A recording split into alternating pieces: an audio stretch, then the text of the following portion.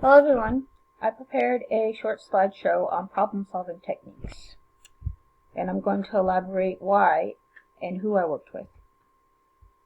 So first, I'm going to talk about these questions that were on the assignment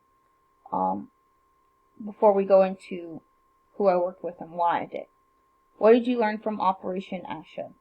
So I learned that there's a lot of unfortunate events that happened with the tuberculosis and in India, and I think that really just frustrated me how so many wives and their kids were thrown out, and it reminded me of actually, strangely enough, about just seeing the kids. I don't know why I was reminded of this, but seeing how thin and unfed the kids were reminded me of when I see those dog commercials of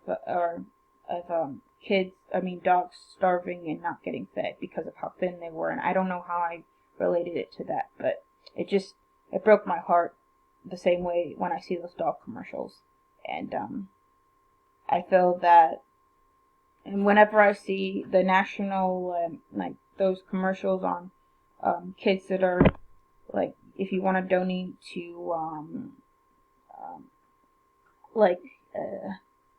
the Jude's Hospital, like kids with cancer, I think that really, the St. Jude's Hospital kind of reminded me of like a version of that. Now I'm going to go into with who I worked with and why. So I worked with my mom. I mean, it doesn't have anything to do with the Operation Asha, but I worked with my mom because I thought, that whenever we spend time together, we don't always, spend effective time, and I feel that this was more of an opportunity for me to ask my mom questions these burning questions I've had all my life, and what I hope to succeed from this is that what I hoped to succeed, which I'll get into more, is that I hoped that I would gain more understanding of what it's like to be in her shoes and what more effective ways we can communicate. So I'm going to play a short audio and then elaborate more on it. In what ways would you try to improve the communication between me and you as mother and daughter? Well, you know that I'm older and wiser, and I would try and understand you as a younger person because I was once there, and I would try to explain to you that we both need to learn from each other by trying to see each other's point of view, coming from your standpoint and coming from my standpoint, and I would have to try and remember what it was like to be your age, and although you're not there, I would try and encourage you to just listen, to learn from my mistakes, because I've made mistakes, and I've learned to, try to not make those in the future, and it's super important to learn from your elders, and, I know that we haven't always had the healthiest communication in our relationship, and oftentimes we will argue, but I think it's healthier to learn to just pause and listen, and, one person speaks at a time, and if somebody cuts the other person off, just to, if, for instance, if I was trying to give you advice or encourage you in something and you cut me off, I would stop talking. I would pause for a moment, and I would ask you, can you please let me finish? Can you please listen to my advice? And you could do the same with me if I cut you off. So I don't know, I think that would be how I approach that. Okay, so I'm gonna elaborate more on the execution. Alright, nope, that's not what I wanted. I don't know why it's not. Here we go.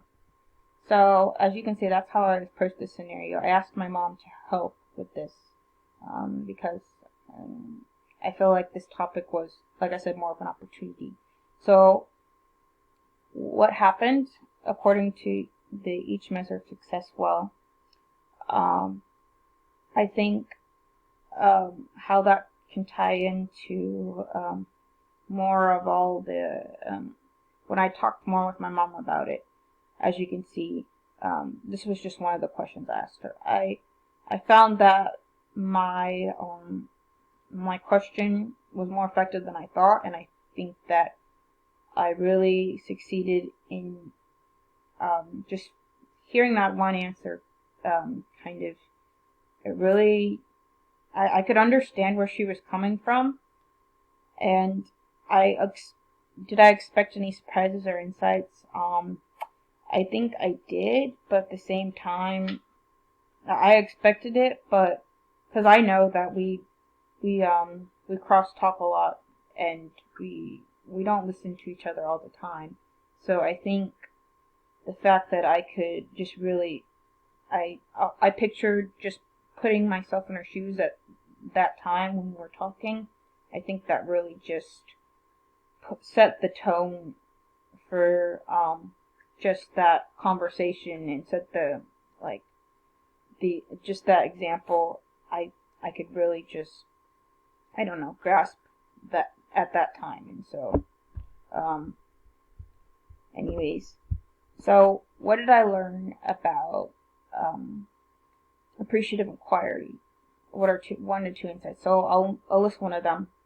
um I learned that through the conversation with my mom that listening is a really powerful thing. That if we just, like she said, if we just pause and listen and don't just like talk, we can really get grasp that a really good understanding of how that person's feeling. You can even do this in the workplace, I think. Um, you can do this with your colleague or your peer, because just hearing what that person has to say really can make your mindset change about, wow, okay, so that's what they're really going through. Um, so, anyways, what are one to two ideas you have to implement with artificial inquiry? So, one or two ideas, I think, well, I'll list two of them because I've just recently come up with these. I think basically, yeah, the power of listening. Like, I'm emphasizing this because I really found this very intriguing, even though like we don't always listen every day, and we don't always, just we don't. A lot of us do, like, interrupt in conversations. Just that simple thing of hearing what your colleague or peer, like I just elaborated on that, but my desired outcome, I think, for using it, I think I would definitely, the desired outcome, I think, I hope to improve my positioning in life and society, and just, I think, grasping all this, I really, the 40 process, I think that'll, like, I could also be helpful in an organization, like in work, or being a part of a charity. I think that'll really be just helpful, to be a part of something like that. But anyways, thank you so much for watching this, and I hope you guys have a good rest of the semester. Thank you.